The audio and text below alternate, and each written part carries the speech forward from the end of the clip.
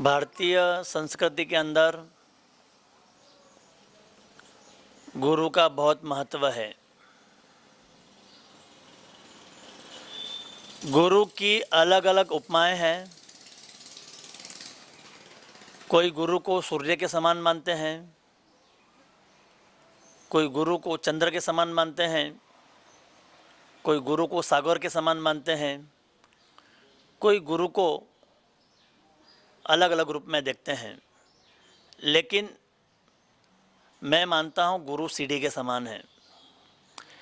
जिस प्रकार सीढ़ी पर सहारा लेकर व्यक्ति नीचे से ऊपर की ओर पहुँच जाता है, उसी तरह से गुरु की कृपा मिलती है तो व्यक्ति कहाँ से कहाँ पहुँच जाता है। एक छोटी सी लता वेल होती है, वह भी पेड़ का सहारा लेकर ऊपर पहुँच जाती है। उसी तरह से एक शिष्य भी गुरु की भक्ति, गुरु की आराधना और गुरु की साधना करके ऊंचाई हासिल कर सकता है। गुरु जो होते हैं वह पत्थर के समान नहीं होना चाहिए, गुरु लकड़ी के समान होना चाहिए। पानी में डाला जाए तो पत्थर डूब सकता है और लकड़ी जो होती है वह क्या होती है, तिर जाती है। तो गुरु ऐसे होते हैं जो स्वयं भी तिरते हैं और उनका सहारा लेने वाले को भी तिरा देते हैं। तो गुरु पूर्णिमा का जो पर्व है बहुत मंगलमय पर्व है। हर एक शिष्य के जीवन का कर्तव्य है कि वह विनम्र भाव होकर गुरु के चरणों में समर्पित बने, उनकी सेवा भक्ति के अंदर अग्रसर हो। लेकिन मैं ऐसा मानता हूँ कि एक गुरु पूर्णिमा पर ही गुरु याद नहीं किया जाना चाहिए। गुरु पूर्णिमा के दिन ही गुरु को स्मरण नहीं होना चाहिए। प्रत्येक दिन, प्रत्येक पल, प्रत्येक घड़ी गुरु का स्मरण होना चाहिए। वह है गुरु के प्रति सच्चा समर्पण। गुरु पथ प्रदर्शक कब बन सकते हैं?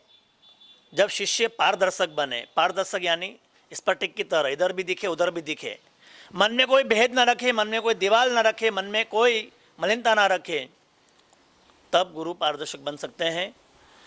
तो ऐसे गुरु पूर्णिमा के पावन पर्व पर हमारा संदेश है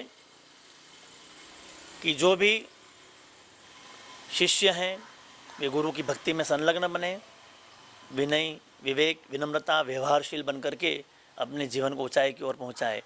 ऐसा नहीं है कि गुरु पूर्णिमा पर शिष्य और गुरु एक आध्यात्मिक रूप में ही यह रिश्ता है। जी नहीं, माता पिता की जो संतानें हैं तो उन संतानों के लिए माँ भी है, पिता भी है, लेकिन उनके साथ में वो उनके गुरु भी हैं, क्योंकि वही उन्हें शिक्षित करते हैं, दीक्षित करते हैं, लालन पालन करके उनको आगे बढ़ाते हैं। तो हर एक व्यक्ति के जीवन के अंदर अलग अलग रूप में भी गुरु होते हैं। बच्चों के लिए माता पिता गुरु हैं, शिष्य के लिए साधुत्व गुरु हैं।